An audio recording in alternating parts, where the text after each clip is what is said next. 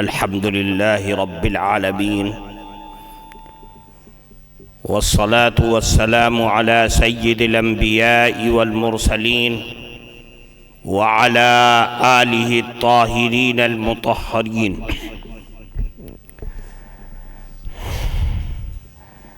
محترم حضرات علماء کرام اور مختلف علاقوں سے آئے ہوئے مہمانان مکرم، عزیز طلبہ، آج کی اس مبارک مجلس کا عنوان اور آپ حضرات کی شرکت یہ اس مدرسے کی پرنور اور پرفضا میں آپ حضرات کا چلنا پھرنا، یہ ساری نورانی حرکتیں اور برکتیں،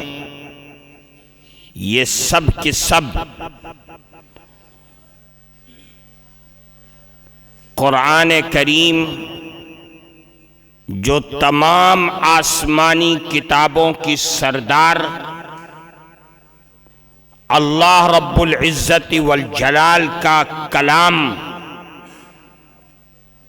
یہ ساری برکتیں، حرکتیں، چلنا پھرنا، نورانی فضائیں، یہ سب کا سب قرآن کریم کی نسبت پر ہے. اور اس کا بنیادی مقصد، جیسا کہ ابھی آپ حضرات کے سامنے اس پروگرام کو منعقد کرنے والے، بنانے والے، سنوارنے والے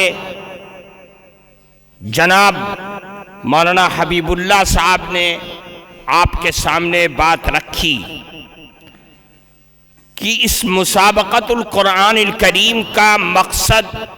کسی کو اونچا دکھانا، کسی کو نیچا دکھانا ہرگز نہیں ہے، بلکہ اس کا مقصد قرآن کریم سے دلچسپی، لگاؤ،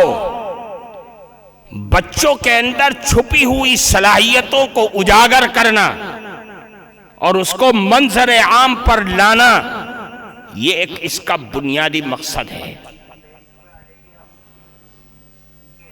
اور یہ اپنی آنے والی نسلوں کو ہم تمام اہل مدارس کے اوپر فرض ہے، ضروری ہے کہ ہم ان کے دل و دماغ میں یہ چیز بٹھا دیں کہ اے لوگوں، اے طلبہ عزیز، اس اللہ کی اس دھرتی پر ہمارا ابھرنا، ہمارا دین کی خدمت کے لیے آگے بڑھنا، اس دنیا کی زندگی میں کامیابی اور کامرانی کو چھو لینا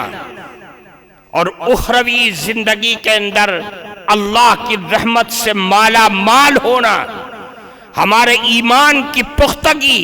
اور عمل کے اندر بلندی اسی وقت مل سکتی ہے کہ جب ہمارا رشتہ عمل، علم، زبان، فکر، سوچ، ہر اعتبار سے قرآن کریم کے ساتھ ہوگا. قرآن ہی اللہ کا وہ کلام، اللہ کی وہ آسمانی کتاب ہے جس کے پڑھنے میں، جس کے پڑھانے میں، جس کے سمجھنے اور سمجھانے میں، جس سے اپنی دل اور دماغ کی تمام تر نسبتوں کو متعین کرنے میں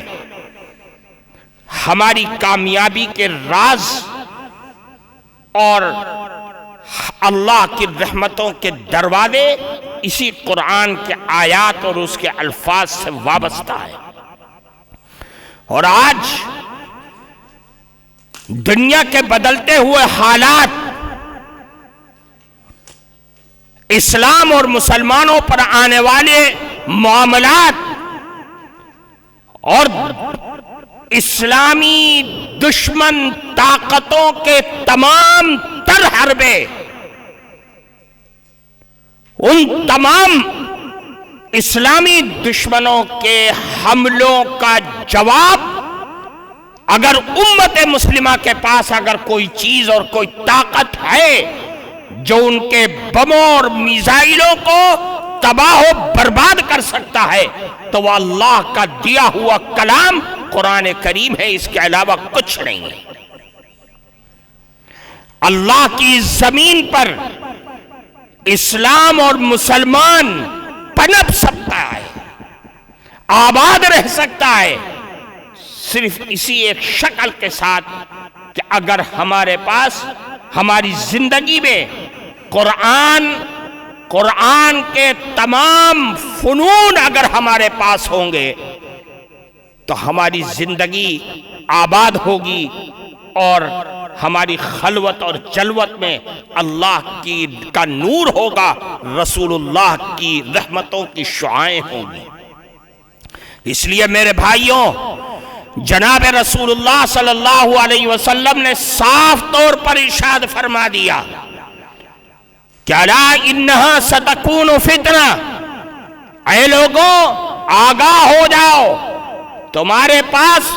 تمہارے درمیان، تمہاری زندگی میں فتنے آئیں گے، آزمائشیں آئیں گی، بلائیں آئیں گی، مصیبتیں آئیں گی، اسلام دشمن طاقتیں تمہارے لیے ننگی تلوار لیے ہر وقت کھڑی رہیں گی۔ رسول اللہ کے متوالوں نے، حضرات صحابہ کرام نے فرمایا مل مخرج منہا یا رسول اللہ، فتنے تو آئیں گے ہم سمجھ گئے۔ رسول اللہ کی زبان مبارک سے نکلے ہوئے کلمات، آپ کی پیشین گوئیاں گویا کہ ایسی ہیں جیسے سورج نکل رہا ہے اور دن ہو رہا ہے، آئیں گے ہم سمجھ گئے، لیکن ان فتنوں سے بچنے کے راستے کیا ہوں گے؟ رسول اللہ صلی اللہ علیہ وسلم نے ایک ہی چیز ارشاد فرمائی، فرمایا کتاب اللہ، اے لوگوں، اے دنیا اسلام کے جیالے سپوتوں اور اس مدارس اسلامیہ کی چہار دیواری میں پڑھنے والے لوگوں، سمجھ لو کہ وہ کتاب اللہ ہے، اللہ کی کتاب ہے جو تمہیں ہر فتنے سے نجات دلا سکتی ہے۔ اگر کتاب اللہ کی صحیح تصویر آپ کے سامنے نہیں ہے، آپ کی زندگی میں نہیں ہے، تو یاد رکھیے دنیا کی کوئی طاقت آپ کو اللہ کی زمین پر بچا نہیں سکتی۔ کیوں؟ اس اللہ کی اس کتاب کے اندر کون سی ایسی چیز ہے جو آپ کو دنیا کے طوفانوں سے بچا سکتی ہے؟ اللہ کے نبی نے فرمایا 3 چیزیں یاد رکھنا جو کتاب اللہ کی جان ہے، جو اللہ کے کلام کی روح ہے، جو اللہ نے اپنی اس آسمانی کتابوں میں ہمیں اور آپ کو بچانے کا راستہ دے رکھا ہے، دنیا میں آباد رکھنے کا طریقہ بتا رکھا ہے، وہ 3 چیزیں ہیں فرمائی ہیں۔ فرمایا فیہ نبأ من کان قبلکم وخبر ما بعدکم وحکم ما بینکم، یہ 3 چیزیں ہیں، یہ اللہ کا کلام ہے جس میں تم سے پچھلی امتوں کے حالات اور واقعات اس قرآن کے اندر موجود ہیں۔ دیکھو اور پڑھو کہ اللہ نے قوم عاد، قوم ثمود، قوم لوط کو اور فرعون اور اس کی قوم کے ساتھ کیا حشر کیا ہے جب انہوں نے اللہ اور اس کے نبی کے خلاف قدم اٹھانے کی کوشش کی، اللہ نے ان کو اسی زمین کے اندر ہمیشہ کے لیے دفن کر دیا۔ کیا مطلب؟ اے لوگوں اگر تم نے اللہ اور اس کے نبی کے بتائے ہوئے راستوں کو چھوڑ کر کے اپنی ہوا اور اپنے نفس کے راستوں پر چلنے کی کوشش کیا، اسی طریقے سے برباد ہو جاؤ گے جس طریقے سے اللہ نے قوم عاد اور قوم ثمود کو برباد کیا۔ یہ قرآن تم کو بتا رہا ہے، اور اگر تم نے رسول اللہ اور اللہ کے بتائے ہوئے راستے پر چلنے کی کوشش کی تو دنیا یہ جانتی اور سمجھتی ہے کہ افغانستان کے مسلمان اور وہاں کے اسلامی ماحول کو امریکہ اور اس کے سہیوگی جیسی طاقتوں کے درمیان اللہ نے آباد رکھا، زندہ رکھا ہے، اسی طریقے سے تم بھی زندہ رہو گے، چاہے 7 سمندر پار بیٹھا ہوا تمہارا دشمن تمہارے کوئی بھی حملہ کر لے، اس حملے سے تم پارا نہیں ہو سکتے۔ اس لیے میرے بھائیوں، قرآن اللہ کی وہ کتاب ہے، وَخَبْرُ مَا بَعْدَكُمْ، تمہارے بعد آنے والے لوگوں کے حالات کا بھی ذکر قرآن کے اندر موجود ہے، اور وَحُكْمُ مَا بَيْنَكُمْ، اور تمہارے درمیان جھگڑا اور فساد جو پیدا ہوتا ہے، چاہے وہ جھگڑا آئینی ہو، گھریلو جھگڑے ہوں یا دنیا والوں کے سامنے والے جھگڑے ہوں، ان تمام جھگڑوں کے فیصلے اللہ نے اس قرآن کے اندر رکھ رکھے ہیں۔ اس لیے میرے بھائیوں، قرآن کو اپنا امام بناؤ، قرآن کو پڑھنا پڑھانا، قرآن کے اندر آگے بڑھ کر کے ہمت اور حوصلوں کے ساتھ کوشش کرنا، جو ان پروگراموں کا مقصد ہے،